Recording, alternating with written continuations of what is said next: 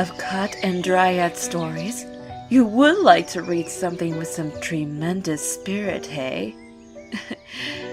Read on. Most folks around Lake Winnetka had young Eddie Barrett tapped as a simpleton. He was wrong in the head and a mite hitched. It's true. He had a silly grin and laughed a lot when there was nothing funny happening. But there was no reason for the bigger boys in town to pick on him. But even when they hurt him, Eddie never cried. He just whimpered a little and ran off into the forest. Eddie, you see, had certain, friends in those woods. Because he was the boy who loved trees. The forest is thick and old besides the lake, where Eddie loved to walk. He never carved his initials on the tree trunks. He would only run his hands down the bark. Until one day... Oh, that tickles. The tree giggled and spoke to me. And why shouldn't I giggle? Or talk too if I want to? But trees don't talk. The tree isn't talking, silly. I am. Who are you? I'm a Dryad, the spirit of this tree. All these trees have Dryads living inside them. We die when someone cuts down a tree, you know. Not everyone can see us either. But you have the sight. You must never tell anyone you saw me, though, or that I spoke to you. Let it be our secret. And if you promise to keep that secret, you can come here tonight to a party we're having. Oh, I like that. I promise. Eddie meant to keep that promise. But as he entered town, he met... Hey, kid, come here. Where you been, Eddie? Oh! Burt Chapman, 23-year-old bully and teddy boy who made his living by petty theft and got his kicks by hurting those weaker than he. You been in the woods again. What are you doing there, kid? Let me go! I promise not to tell. This is the same Burt Chapman who at 17 was caught breaking into a drugstore and got a remanded sentence in the custody of his father, and who then found less stylish methods to outlay his dissatisfaction with boring life. Like... My mommy gave it to me! My mommy gave it to me! You got no right to have nice, shiny toys like that, kid. So naturally, knowing how cruel Burt Chapman could be, Eddie talked. Don't! I'll tell you! I was talking to a tree spirit, and she invited me to a party in the woods tonight! Little liar! Trees ain't got no spirits! What do you take me for, kid? I oughta teach you to tell lies, I ought, but I ain't got the time! So beat it, kid, while you're still able! Go on, beat it! Eddie was an orphan. His parents had died when he was very small. He had no sister to chide him, no brother to protect him, only a grandma to warn him. I see you've been out in the woods again, boy. You know I don't like being out there. What with that hooligan Burt Chapman always causing trouble and all that. He doesn't go where I go, Grandma. That's as maybe. Did you wash your hands, boy? Yes, Then eat up and be off to bed with you. Eddie didn't usually sneak out without his grandma knowing, but tonight was special. Nothing much doing. Guess I'll round up some of the boys and... Wait! It's Crazy Eddie. What's he up to? Can't wait for the party. With my friends. He's running off into the woods again. But at this time of night? I'll find out what that little thing really does out there. Eddie was welcomed by his friend Lissa the Dryad, and by other Dryads as well. He ate happily when they fed him nuts and berries. I'm gonna come here lots. I like you all. We are glad you like us, little Eddie. You are glad you have the sight. Since he did not have the sight, the delinquent Chapman, in hiding, only sobbed.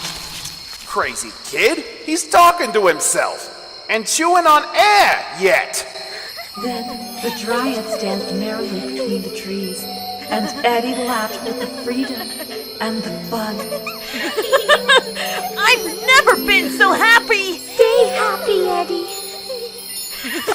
But in the eyes of the watching teddy boy, Eddie was quite alone, and apparently dancing for no reason. Fresh little kid was lying through his teeth to me. He's only pretending to have a party. He'll be sorry he lied to me. I'll give the run to Potty his last one. And so, as young Eddie walked homeward that night, Ready, you guys? Yeah, sure, Burt. This is gonna be a party Crazy Eddie will never forget. Okay, but remember, keep the noise down. If my old man finds out about this, I'll lose my parole. blinded by the sudden impact, little Eddie could put up no guard against the vicious attack. Yeah, you got it twice, Burt. This'll teach the little rat.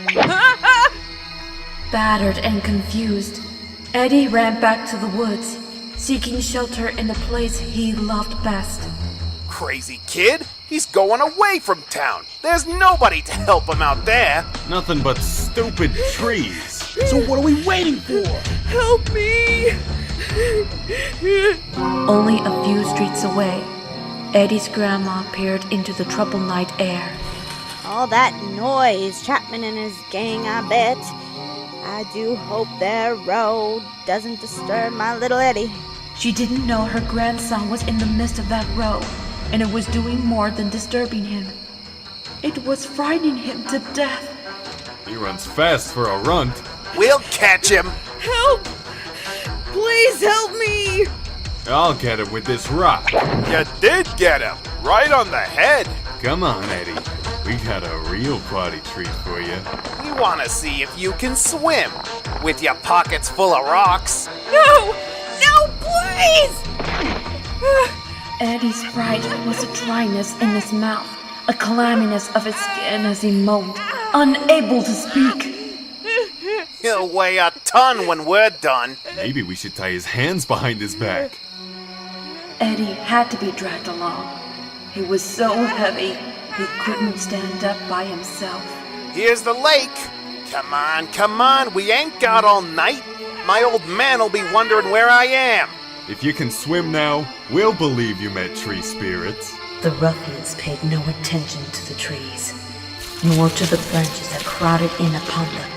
It's been a real nice party, Eddie. You've been a terrific host. But we gotta split now. Give my regards to the fishes, kid. Eddie's Dryad friends hadn't deserted him.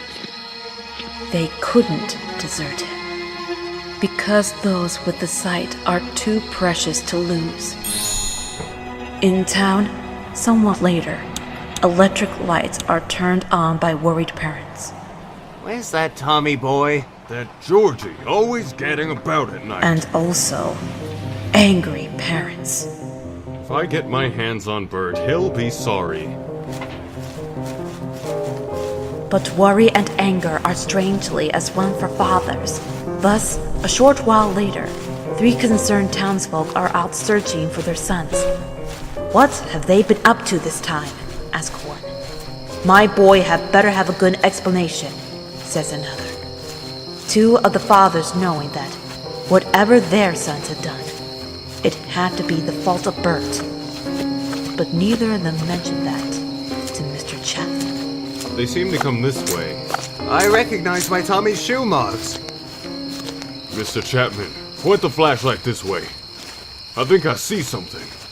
They came to an abrupt stop, staring upward in utter horror at their sons quietly swinging to and fro. Dear God in heaven! It's as if those trees were alive and hung them!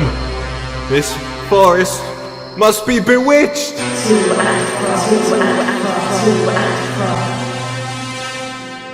It didn't take long for the words, "Forest Bewitched," to spread through the community and strike nameless fear in the hearts of the people.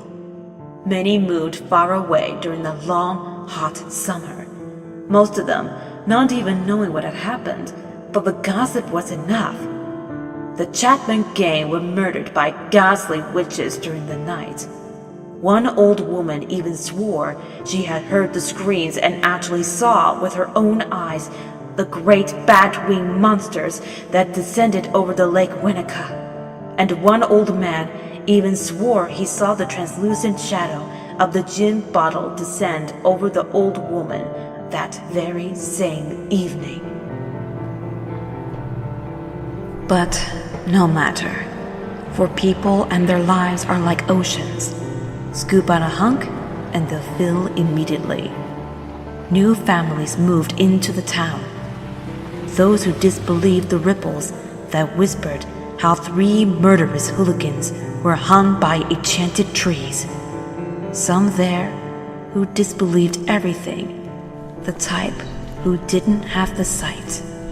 Like, Hey, what are you always doing out in them woods, kid? You better tell me, 'cause one day I'll follow you and find out. Then you'll be sorry. he'd better let Eddie alone, or he'll be hanging around for a long time to come. It doesn't pay to mess with our Eddie in those woods. You might croak on and